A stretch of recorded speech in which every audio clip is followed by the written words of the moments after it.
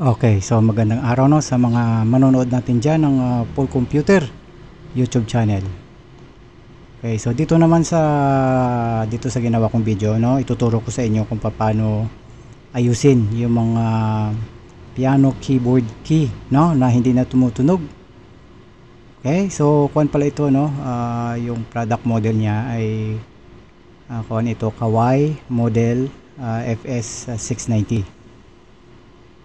Okay, so bali gusto ko lang ibahagi yung ginagawa ko dito kung paano ko ayusin yung mga hindi na tumutunog na key, no? So bali kuan pala no, baka magulat kayo, hindi ko to binubuksan tuwing inaayos ko, nililinisan ko lang. Okay, so yes, tama kayo, ako din yung creator ng Paul keyboard. Okay, so tuloy natin yung video no. Intro muna tayo. Intro, pasok.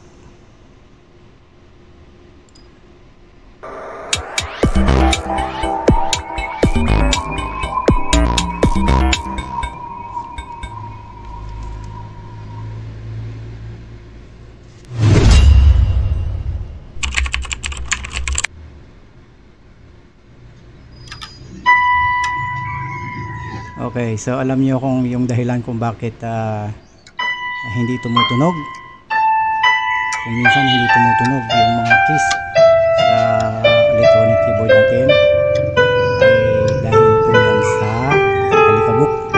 Okay, kung merong mga keyboard dyan na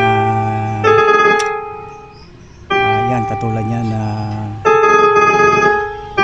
yan, nawawala, diba yung tunog niya. Kung merong mga electronic keyboard dyan na okay siya no, hindi gumagana talaga, walang keys na hindi tumutunog, ay okay yun, ibig sabihin mabuti yung pagkakagawa. Kasi maliit pa kasi ako nung nabili na yan eh. Okay, so yan yung tinatawag na yung silicone rubber yan. Pause muna natin yung video, okay, para explain ko. So yung tawag dyan ay usually nakikita natin yan sa mga remote control, di ba? Mga remote control ng TV.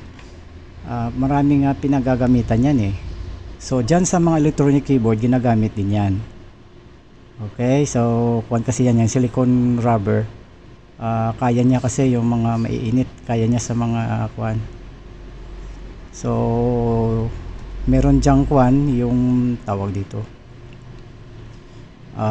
carbon field, kasi yan yung nagsisilbing contact bridge niya kapag pinipindot natin doon sa may circuit board niya, di ba? Kung mabubuksan niyo, meron siyang circuit board doon na parang kapag pinindot niyo ay parang switch siya, magko-contact, di ba?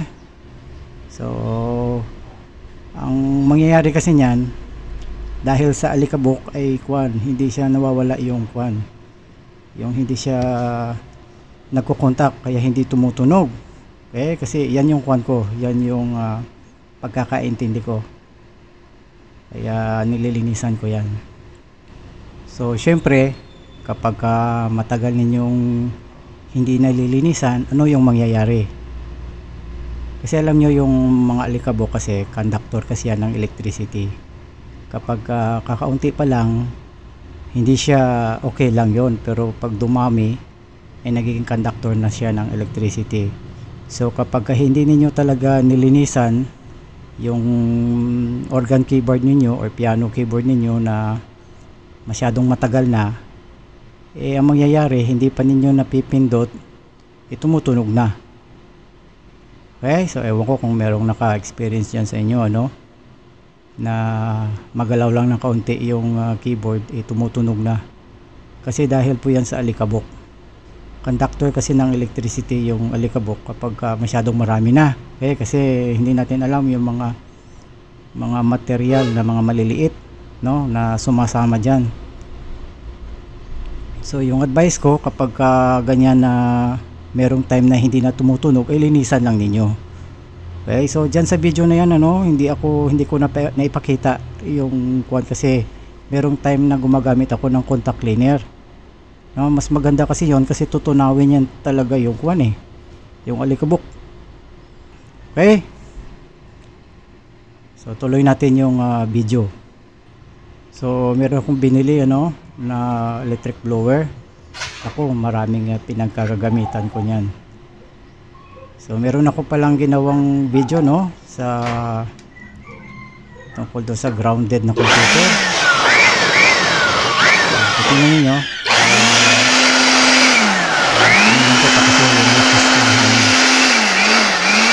Ganyan lang oh, isa-isahin niyo. Simula kayo dun sa may sa dulo. Ganyan. Isa-isahin talaga niyo yung hindi lang dun sa taas, dun din sa ilalim. Okay. Alam kasi niyo, mayroon chance na pumasok yung alikabok dyan. Kasi may butas kasi siya eh. Doon sa may pinipindutan ninyo sa ilalim. Yan. Kung merong mga organ keyboard or piano keyboard na hindi okay palagi no? Laging pinipinig yung access na ibig sabihin mabuti yung pagkagawa. Hindi nakapasok yung alikabok. Okay? Mamaya meron pa kong tuturo sa inyo. Kasi testing natin kung okay na siya. O ayan, okay na o. Okay na siya.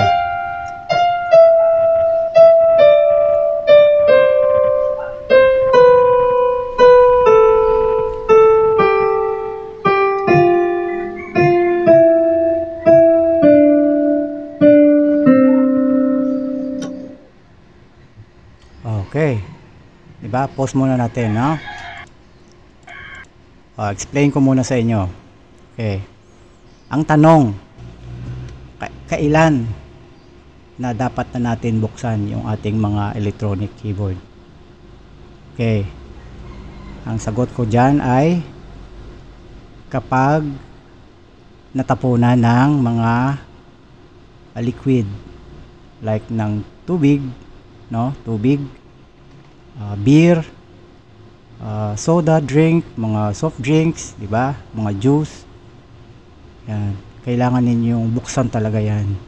Kasi ang tubig, lahat ng mga liquid ay conductor ng electricity, lalo na kung mix yan ng asin. Di ba? So kung natapunan siya ng tubig, kailangan na buksan talaga ninyo yan, yung electronic keyboard. Kunin niyo yung mga screw. Okay? Kailangan patalikod, tanggalin niyo yung mga screw. So yung solusyon kapag natapunan ng mga liquid ay buksan talaga ninyo. Tapos yung linisan niyo yung circuit board niya gamit yung brush at saka contact cleaner, no? Tapos yung patutuyuan ninyo ng hindi niyo kailangan hindi kailangan na tanggalin talaga yung mga yung mga keys. Blower lang.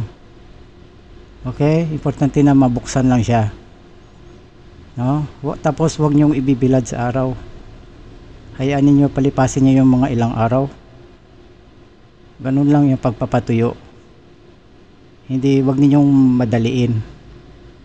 Okay? Kasi tutuyo lang naman yan eh. So palipasin niyo ng mga 2 araw. Yun. Saka ninyo ibalik ulit. Okay? Kahit yung kunin niyo sa electric fan, pwede na. Pero bago yon ay kunin niyo bloweran. Yan. Tapos yung circuit board naman niya ay brush lang at saka contact cleaner. So dito na nagtatapos, no, yung ating ginawang video. Sana ay nakatulong sa inyo, no. So naglilinis pala ako ng electronic keyboard ko. Nangyayari minsan yan biglaan eh. Minsan after mga 2 to 3 months, minsan mga 4 months. Depende kasi So sana ay marami kayong natutunan, ano. So hanggang lang sa susunod naman na gagawin nating content. Okay, bye bye. Tuloy natin yung video. Yun. Bye bye. Bye bye.